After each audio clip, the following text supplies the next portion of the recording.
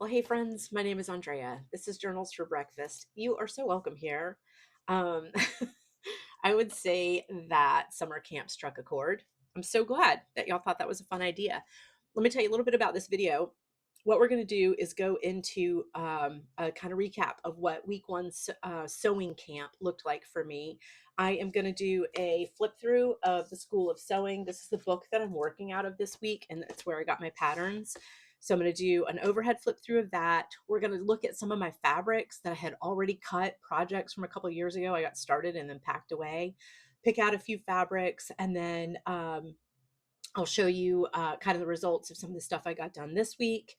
And then on the other end, I'm going to do a face to face and we're just going to catch up. And I'm going to share a tip with you that has really helped me in the world of shoulds that we talked about in the last video.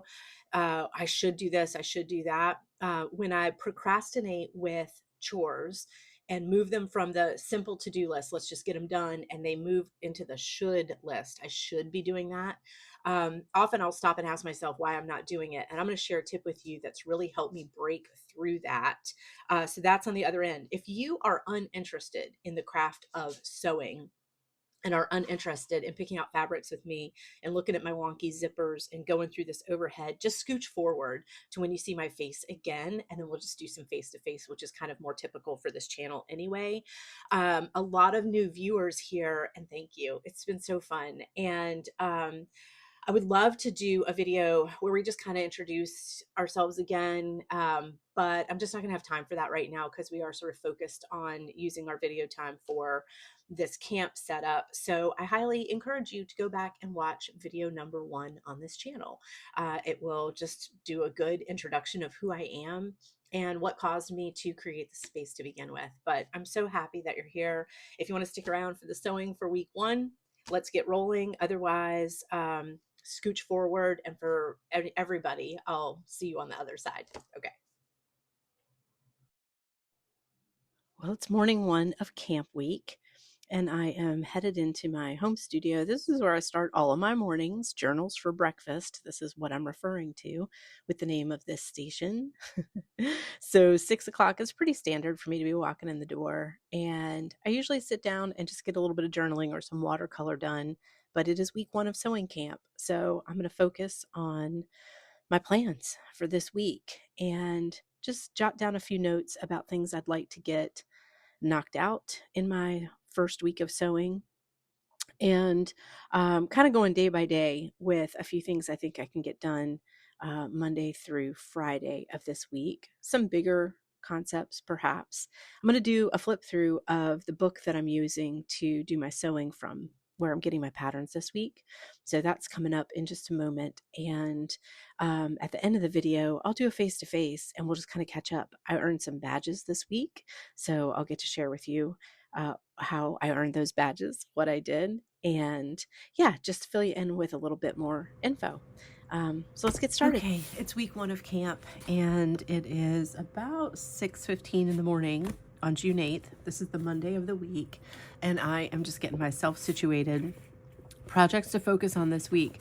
What I do know is that Thursday at 2 p.m. I have a sewing class. And what we're going to work on is hemming a dress, maybe 2. It's the same dress. I have 2 of them, one in gray, one in black. And yeah, so I'm going to try to get a hem done with Louise at a sewing class on Thursday. So let's put in hem, gauze, dresses. But today, what I'm going to be really focusing on is setting up. I'm taking over the dining room table, and so my husband was so kind and helped me really clear that space.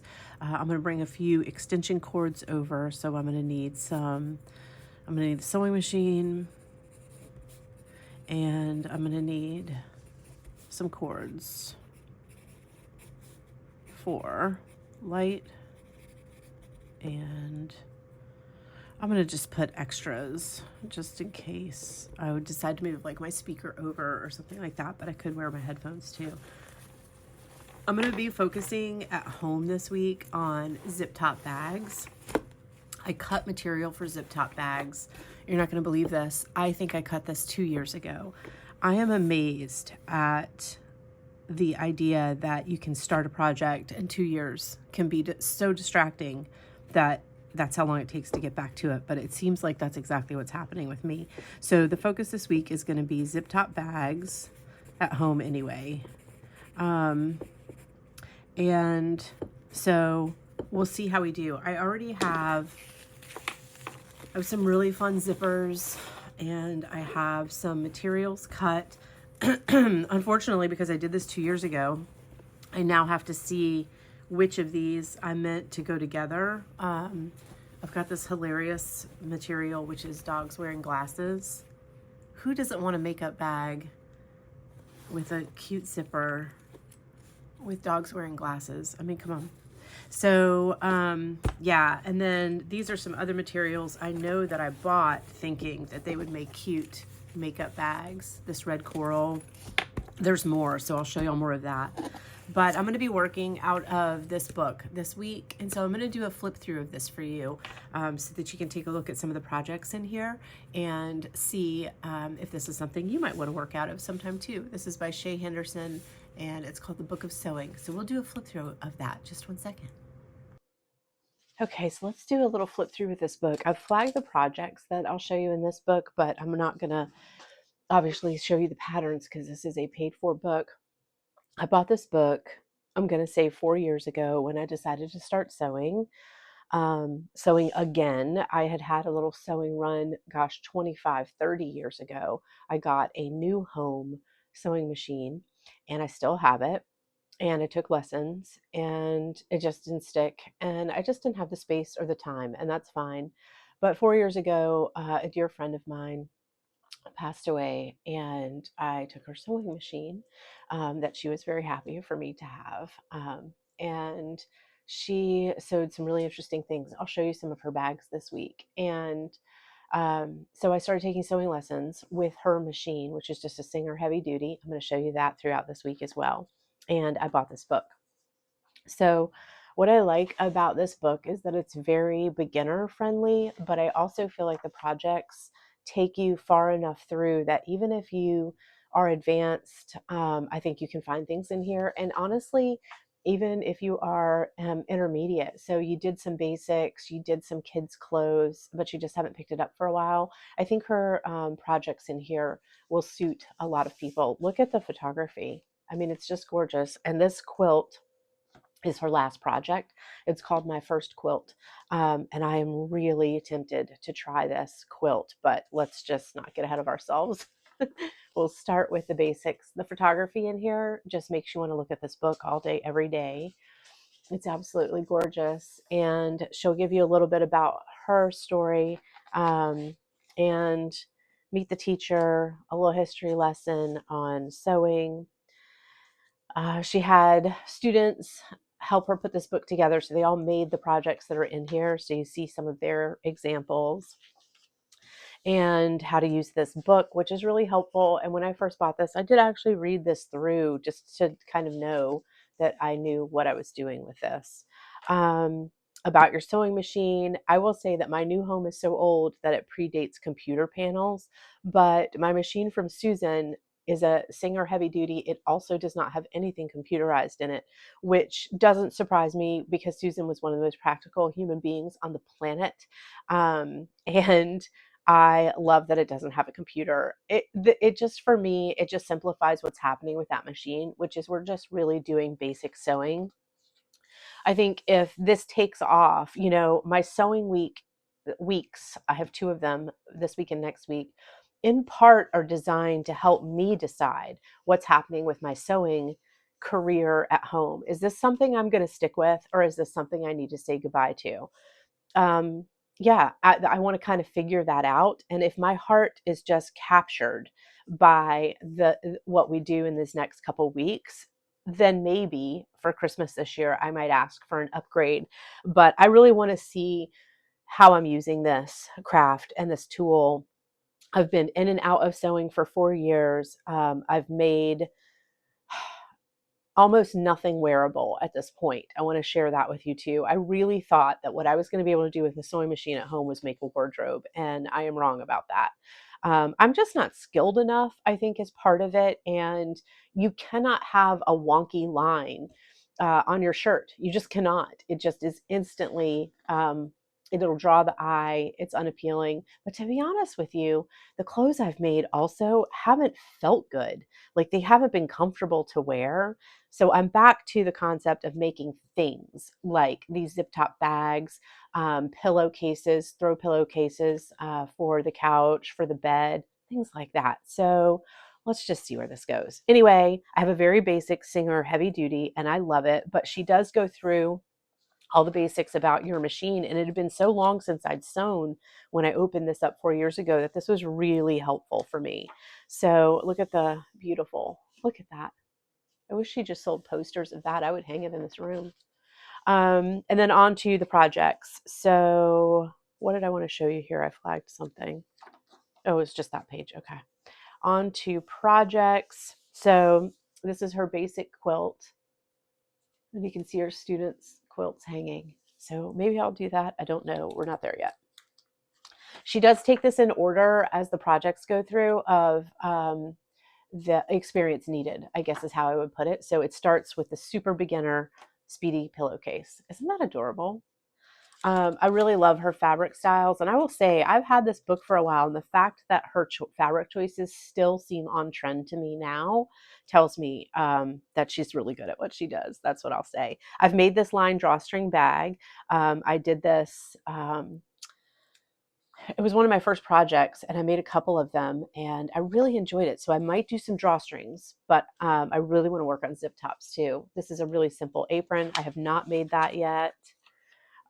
This little ruffled key fob, when I first saw this, I was like, no way, that's way too tedious. But honestly, now I kind of dig it. I think that would be kind of fun to whip a few of those out. Maybe I'll make one and just see how long it takes me. This is the basic zip top bag. I can never get enough of these in my life. Can you? And I don't want to pay $14 at TJ Maxx for these. I have so much scrap material. I just don't know why I wouldn't be making these for myself or for my friends. And also, yes, I think it's a great use for scrap material. I think that's the fun of it. So that is going to be project number one. And as I said, I already have a few panels cut out that were meant for this project. And then 2 years went by.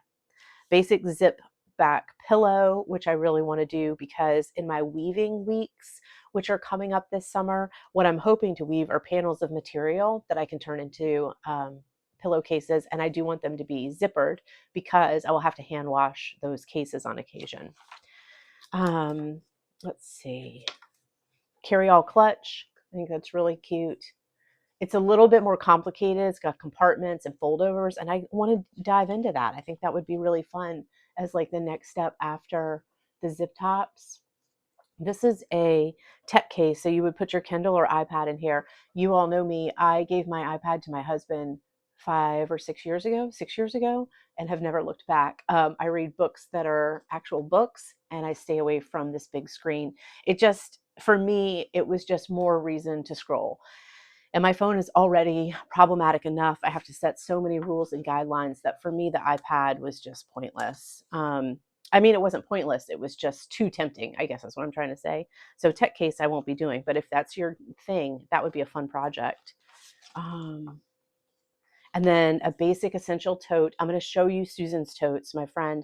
Oh gosh, she just was so cool. And she was a part of my life. She was actually my dad's first wife. No, second wife. Sorry. My mom was my dad's first wife. And then Susan married my dad when I was about, I think they actually got married when I was about 6. They started dating when I was about 4.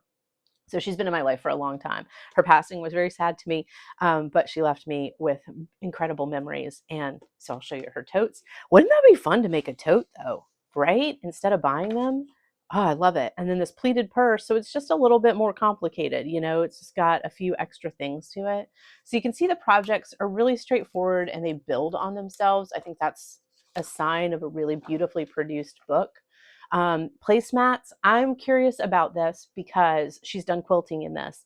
And so that's what I might study on this is quilting and then this binding to kind of see. So who knows? But look, I've got 2 weeks for sewing camp. Obviously, I cannot do this book. I'm going to have to pick a couple things and then look at the quilt. I mean, come on. And I'm such a collage nut that the idea of scrap materials coming together with one base background material is so appealing to me. So even if I don't knock it out, get that started in this camp, that might be like my fall project or something. I don't know. I just am feeling really jazzed about this. My big fear with quilts is straight cutting and straight sewing. I'm not a master at either yet, and it will matter a lot in a quilt. So we'll see. She gives you lots of quilt layouts to consider. So yeah, just a really beautiful book, The School of Sewing by Shay Anderson. And so highly recommend. And I'll check back with you when I get some fabric set up over at the dining room table. Okay, well, it is Fabric City on this table. And the first thing that I did was just start pulling fabrics out to kind of see what I had and also to see what I'd already cut. My favorite little dogs with glasses, that is clearly cut to be the front and back of a bag, but I don't have a liner cut for that. So I looked at some of the scraps. I had this in with this, so I'm thinking this linen, I made a shirt out of this, and I am going to show you guys that shirt because I'm going to fix it this week too, I hope, or next week. But this to me, I mean, it's a close match, but I wanted something a little more playful. So I'm going to pull that out of there. I buy plaids and ginghams whenever I see them, because even when I thought I was going to be making clothes, I actually wear these things. So, but I also like them for liners. I've always used plaid and gingham for liners of anything that I've done in the past. Even when I was really young and just doing simple projects, these always spoke to me as the reverse side of a fabric. And my kind of signature look for the bookmarks I make that we sell at the local bookstore, I'll put an image of a couple of those in here. I always use plaid or gingham ribbon on those as well. I tend to like pretty playful things when it comes to fabrics, but also, of course, with my collage, and some of you know that. You'll see more of that as we move into the paper weeks of this summer camp, or you can go back through my video channel here and look at anything that's labeled collage. We'll show you some of what I do. But I feel like anchoring collage with something like plaid or gingham just kind of settles it down somehow. So anyway, whenever I find these fabrics available, I always will buy a couple yards because I know I'll find a use for them. And I do prefer these with my dogs with glasses. So I just have to decide which. I think that's a better mix. And there's a big buffalo check too that I think might technically be navy, but no, I think it's black. I don't know. What do you think? Big check, small check. And then also look at this one. I bought this back when I thought I was going to be making clothes. I thought these would be really fun, like wide leg, ankle length, like right at the ankle, deep pocket, elastic waist, linen pants. I actually envisioned wearing them with ankle boots and one of my hand knit sweaters that's in a navy. I thought it would be a cool combo. So I had the outfit figured out, but I never learned how to make pants. At least not pants that didn't look like just absolute pajamas. And I could save these and make pajamas out of them. Actually, I think I'm going to do that. The pajama pants that I have right now, I made in my very first sewing lesson when I started back up again 4 years ago. And I wear them all the time. I wore them last night. They're my favorite pajama pants. So maybe I'll do that. That would be cute with that, but maybe I'll just do that. Okay. So we're back to... So the thing is, this has some charcoal in it, but like his ears are navy. Those glasses are navy. They're not actually black. And I feel like this is black, not navy. So I wonder if that will be okay. This is just saying that works to me for whatever reason. So I think I'm going to do that. Okay. So there's that figured out. And then when I was digging through, I realized I'd cut out and even lined a couple pieces. So I need to look at the pattern and see, are these a part, like are these the bottoms maybe of another bag that I've already cut out? And here's what's already cut out. So this pattern, by the way, excuse me, I have had this fabric, I'm going to say, for 30 years. It's like this toile, but with fans. And I have used this as the liner to a lot of projects too back in the day. I don't know what the projects were, y'all. I'll have to think about that. But anyway, I've already cut and then put interfacing on these. And I did the same with this. So I'm assuming that I meant for this to be the liner for this bag. I mean, that'd make a fun makeup bag. So yeah, what I have to look at is my pattern to see, are these part of that bag? They may be. I'll let you know. And then I've got zippers already ready to go. And then this is clearly cut out to be another small bag. And so maybe I just thought I was going to just leave it with its same inside and outside, but I don't think I am. I think I'm going to line it maybe with that smaller plaid. Let's see. That would be really cute. And then what about this one? Gosh, I like them both. Well, somehow I think I like that better. Okay. My little gingham isn't winning, and gingham always wins for me. I think I'm going to do that. So with all sewing, if you've done any sewing, you know the story. The sewing machine is the last thing that you're going to need. You need your cutting mat, you need your scissors, you need your rulers, and away you go. I'm going to have to start getting stuff cut. So I'm going to take a look at the School of Sewing pattern and see what her story is. Then let's see what happens if we get some bags made. Okay, another thing I wanted to show you guys while I was pulling all my stuff together. The only time I've ever done any weaving, this is what I made. And my intention with this was to make bags, zip top bags, or throw pillows, right? And I kind of wanted to leave that fringy edge. So I clipped this linen, this sort of flaxy linen to the back. And I'm really just going to take the sewing machine and just sew this down. Zip, zip, zip, just to give it some stability, because you know a weaving is pretty floppy. I could do some interfacing on that too, but I think this will be a really fun version of a zip top bag as well. Leaving this fringe here is going to be tricky. I might have to pick a side, because you know this might get sewn into the bag like that, and that could be the top where the zipper is, and then leave that exposed fringe on the bottom. I'm going to mess with that a little bit, but my plan for my weaving week is to make more fabrics that I can then turn into throw pillows or make them part of this kind of bag concept. I think it would be a lot of fun. This was a really fun experiment in learning how to weave. And I have a lot of yarns that are just stash yarns from all of my knitting years. And I have a whole panel. Here, I'll put a photo in here, that in the art studio, home art studio, that's here. Of course, I'm out in the dining room right now. That whole panel is just yarns I've saved off for weaving purposes. I did a lot of stash clean out in the last couple of years, and I've set up project bags with knitting projects, patterns, and yarn ready to go. But yeah, the yarns on the panel in the photograph I set aside. Why they'll work so well for weaving is because, for one thing, a lot of them are scratchy wools, which is not going to work well for wearing, if that makes sense. It'll do better as like a bag or something. Anyway, I thought I'd show you that.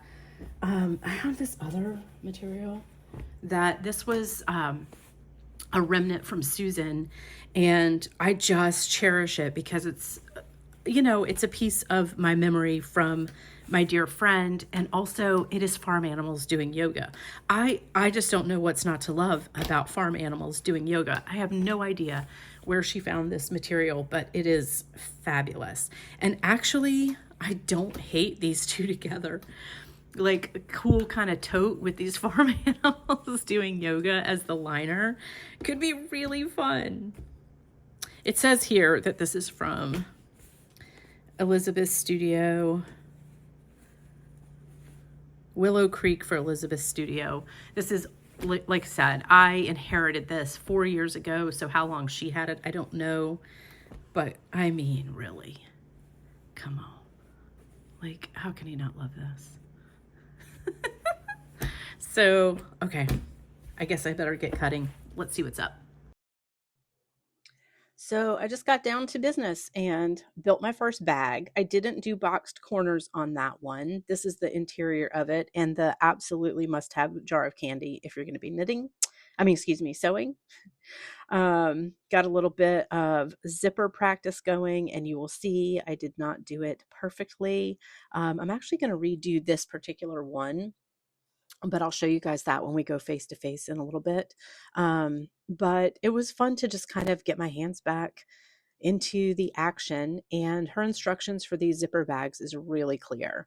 So then Thursday I headed up to the sewing center and took my class, which was a bring whatever project you want to work on kind of freestyle 2-hour session. And I had these dresses that I'll show you in a second that needed to be hemmed. They are Quince & Co. gauze dresses, but they were just too long, which is not a surprise. I'm 5'2", everything is too long. But this is the sewing center, and this place is really devoted mostly to quilting, but they do offer a big variety of classes, including Sewing 101, and they do some garment classes. So that's how I found them. But I just felt like cutting into a store-bought dress on my own was a little risky. And so I decided to come sign up for the Bringing the Project You're Stuck On class. And Louise gave me the confidence to do what I needed to do. Look at all these beautiful quilting fabrics. When I first started sewing, I didn't really understand fabrics very well, and I thought I would be able to use all of these for clothes. This big weird werewolf, by the way, I have no idea why he's in this store. The first time I came into this shop, it was October, so I thought he was a Halloween decoration, but it is June and he's still there. But yeah, I thought I would be able to use all these like quilting boutiques and all these beautiful things potentially in garments, and came to understand that that does not work for me. If that works for you, that's cool. Remember I said earlier that the clothes I made were uncomfortable? That's part of it. So here's the dress from Quince & Co. And that whole bottom hem just needed to come off. And so that's what Louise gave me the confidence to do. Cut that piece off and then just make a new small hem. It was a very simple repair. In the end, I just wasn't brave enough to do it alone. So there it is. And if it looks short, it is, because so am I. Here are the zip top bags, one with box corners, one without. You will see here that the top left, the zipper's wonky. That happened to both of them. So I took them to Louise when I did my class, and she told me how to fix that. So yeah, I'm going to redo the green one, but I'm leaving the red one as is because whatever. It doesn't matter. And then here's just a recap of the Susan totes that are just so cool. So yeah, let's do some face-to-face and catch up on the week. Hey, so here we are at the end of the week. I'm going to give you my tip in a second. I'm going to do a quick recap. I never did fix this one. It's still loopy. I may pull this apart and fix it. Let me see how I feel. I did fix this one. And I will tell you what I discovered when I went back inside. See that little fold over of fabric?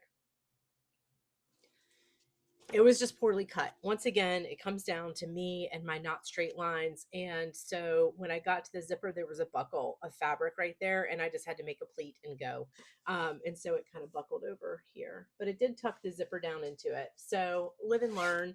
And you know what? I'm going to give myself some badges for this week.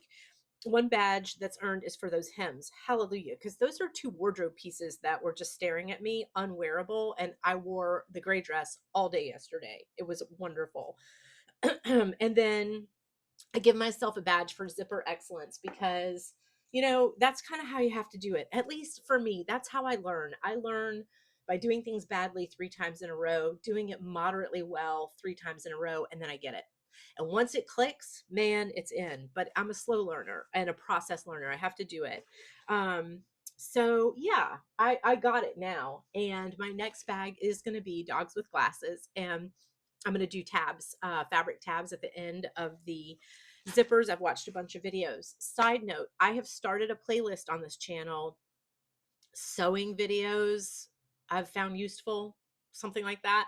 So, in fact, maybe I can look it up for you guys while we're just sitting here chatting.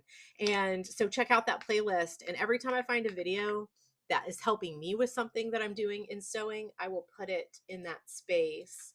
Let's get over here and see playlists. Sewing vids I find helpful. There you go. So I've loaded a few up there, and I'm going to load another one up from a woman. Her channel is called Pattern Scout, like Girl Scout, but Pattern Scout. I love her channel. She is such a good sewist.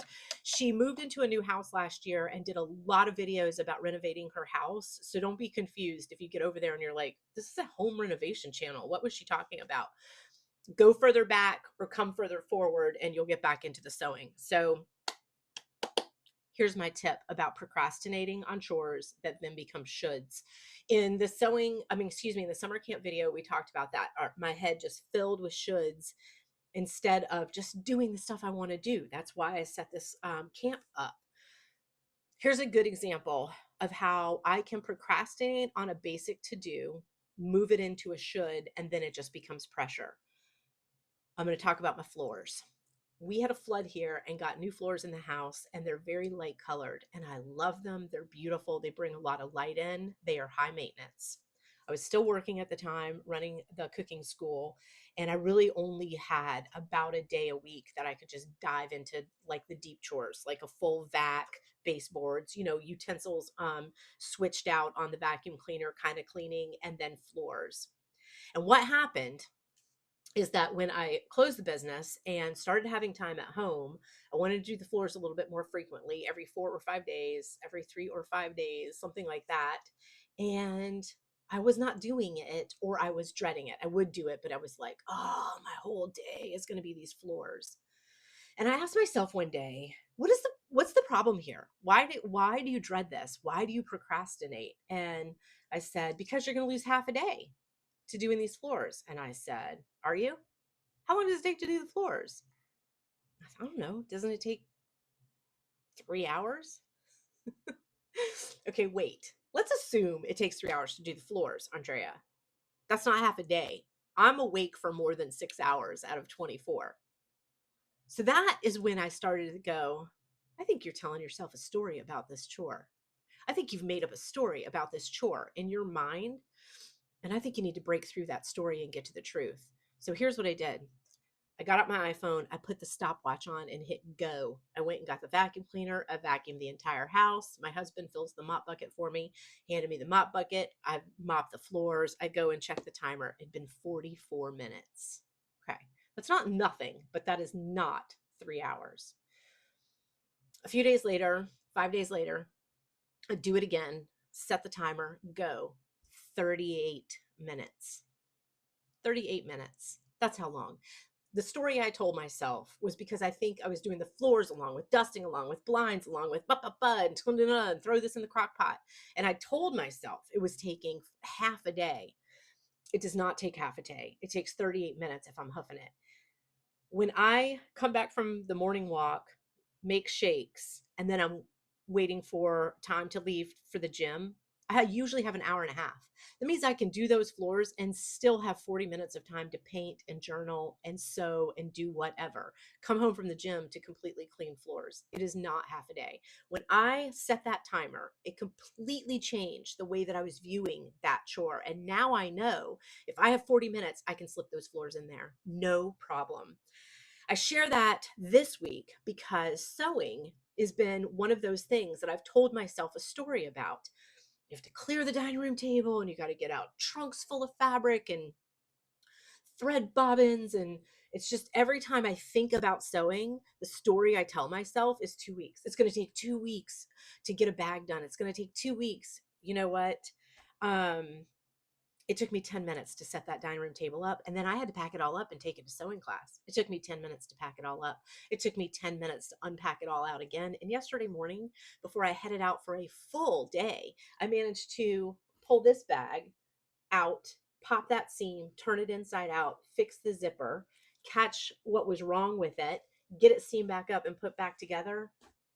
That is a project I would have told myself was going to take half a day. It took 18 minutes. So my big tip about the procrastination is get out a timer. Just get out a timer, set your stopwatch, see how long these things, because I think we all do that. We tell ourselves stories about how long something takes, what it's going to steal from us in the day. If we can get the truth out of it, we'll do better. So my badges this week are for zipper excellence, not that they're excellent, but that I persevered and they are going to be better. Hems, wow. And I didn't do any special recipes this week, although I do want to do that as part of my plans, but it just didn't happen this week. And I've had to sort of make a little note to self. I really wanted to get some nature journaling, collecting things in nature, that kind of stuff going. I may have to just take that, put in a little box, set it into the fall, and open that box up and say, we're going to use that to celebrate the shifting of seasons when that time comes. We have moved into a temperature range right now that's dangerous, to be honest with you. There are heat advisories. They're recommending people stay indoors from 10 a.m. to 6 p.m. What's happened is our humidity level finally kicked into what it does here in Florida. So, for example, yesterday, the actual temperature outside was 98, but our humidity level was 89. So the heat index was 112. That's dangerous. That's not nature journaling weather. And people will say to me, well, what about early in the morning? Believe it or not, it's worse. The humidity is often in the 90 to 92 percentile before 10 a.m. After 10 a.m., it often drops down into the low 80 percentile, high 70 percentile. The sun burns it off. But then it's 100 freaking degrees out. So it's just rough. It's just a rough time. That's okay. Giving myself grace. I'm not making it a should. I'm making it a fun package that I'm boxing up and setting on the shelf, and we'll pull it out next time. I wanted to show you guys a couple finds this week, and then we'll get out of here. I was at HomeSense yesterday. I have to be really careful in those stores. Do you? I feel like when I do a big purge, 50% of what's going out was found at Marshalls or Home Goods. But the HomeSense up in Jacksonville is excellent. And they had these tins of tea. Guess what? I don't need tea, but that's all right. I'll drink it. $4.99. They're such a pretty tin. Here's what I love. It's hinged. So I'm not going to lose that lid. And I really like these for, like, I use these cool cups from Abercrombie for markers and stuff. I want this in my sewing kit. Um, the tin that I have is flat and the lid isn't hinged and it keeps falling off and my stuff falls out. But this is a really nice shape to slide into my sewing machine bag. So I got this one and they had this really pretty turquoise, $4.99. So those are a couple fun purchases for this week. I have one more fun purchase this week, you guys. I bought something so cool and I will share it with you next time. But I met up with a gentleman in Fruit Cove who refurbs vintage typewriters for the fun of it and then sells them. And I bought a vintage typewriter. So I'm going to show you guys that in another time. That's going to show up for the 2 weeks of camp that are paper jam. I have already been pulling stuff together, and this typewriter will be a fun part of that. I am going to go make dogs with sunglasses makeup bags for myself. My sewing focus this week is just a bag production line. Now that I kind of have it down, I want to zip a few of these out because I want to put them in my gift stash. Do you have a gift stash? I always had a gift stash, like a bin in the linen closet where I just kept kind of gifty items that I knew would be nice for friends. And I fell off that bandwagon in the last couple of years. I've been pretty self-involved. I was going through cancer and then we were closing our business and it's just been a lot. So I want to get the gift station back together. I want to make a knitting project bag for myself that isn't zip top, that's two handled. So we'll see how I do with that. And then I have a bench in the bedroom that has a very simple cover on it. I already have the fabric to recover that. So I'm going to try one household project this week. So we'll see how we do. I think I have figured out how I want to do the bag for the weaving material. So that'll be next week's catch up also. This is running long. I'm going to head off and do some sewing. Thank you so much for your comments. As many of you have seen, I do my best to get back with you. I love reading them. I love communicating with you guys. This space was created for this communication. It's why we're here. So again, I really encourage, go back, watch video number 1, get a little introductory of who I am, how we got started here. And yeah, throughout, feel free to catch up on some of those older vids. The summer camp was kicked off because of honoring rest. And then the very next video is do nothing, create. Feel free to catch up on those too, and kind of see how my mind traveled to this camp concept.